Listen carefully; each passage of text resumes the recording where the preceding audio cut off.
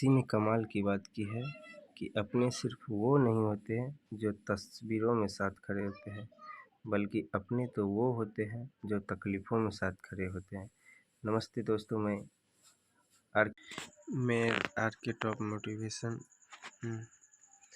कहानी एक राजा की है जिसे पालतू जानवर पालने का बहुत शौक था। उसके पास तोते, मुर्गियाँ और बकरियाँ पाले हुए था। उनका समस्या का जड़ चूहा था। जो चूहा हमेशा सभी सामान को काट देता, सभी कीमती सामान काट देता था। रानी नई साड़ी कटा देख आँख बबूला हो गई और इसके बाद राजा को चूहेदानी लाने के लिए कहा।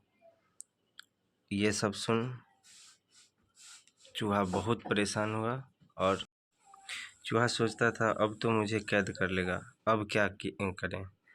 ये सब सोचने के बाद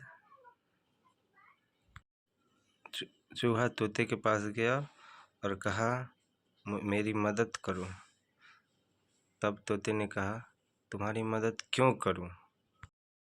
चूहे ने कहा कि रानी ने चूहेदानी मंगा ली है और मुझे पकड़ लेंगे। तोते ने मदद करने से मना कर दिया। इसके बाद तोते बारी बारी से मुर्गे के पास और बकरी के पास गया और कहा, मेरी मदद करो, रानी चूहेदानी मंगाई है और हमें वो पकड़ कर मार देना चाहते हैं। और किसी ने इसका हेल्प नहीं किया। तब जा कर के रानी चूहेदानी मंगा कर के चूहेदानी लगा दिया और वो इंतज़ार कर रही थी कि कब वो फंस जाएगा। एक समय खट की आवाज़ सुनाई दी तो सेठानी को लगा कि चूहा चूहेदानी में फंस गया। वह देखने गई, चूहेदानी में एक सांप आकर फंस गया था, जो सेठानी को उसी समय काट लिया। सेठ जी को पता लगा तो वो डॉक्टर के पास ले गए। सांप का जहर बहुत ज़्यादा जहरीला था। डॉक्टर ने कहा, इसे तोते का सूप पिलाना पड़ेगा। तो सेठ को याद आया, घर में तो तोते हैं। तो उसने तोते को मारकर उसे सेठानी को दवा बना के दिया।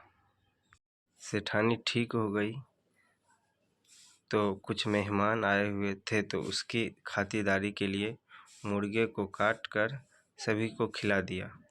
ये सभी चीज़ चूहा देख रहा था। फिर सेठानी ठीक होने से के खुशी में बड़ी एक पार्टी रखी, तो बकरी को काट कर सभी को खिला दिया। चूहा ये सब देखकर कहा, काश उस दिन मेरी मदद कर दिया होता तो इतना तमाशा नहीं होता। छोटी सी कहानी सिखाता है कि यदि सब साथ रहे तो सब कुछ ठीक रहता है। जैसा कि मैं कहता हूँ, कभी पेड़ काटने का किस्सा न होता यदि कुल्हाड़ी के पीछे लकड़ी का हिस्सा न होता। यूनिटी में बहुत ताकत होता है। याद रखिए, अपने सिर्फ वो नहीं होते जो तस्वीरों में साथ खड़े होते हैं, अपने तो वो होते हैं जो तकलीफ़ों में साथ खड़े होते हैं।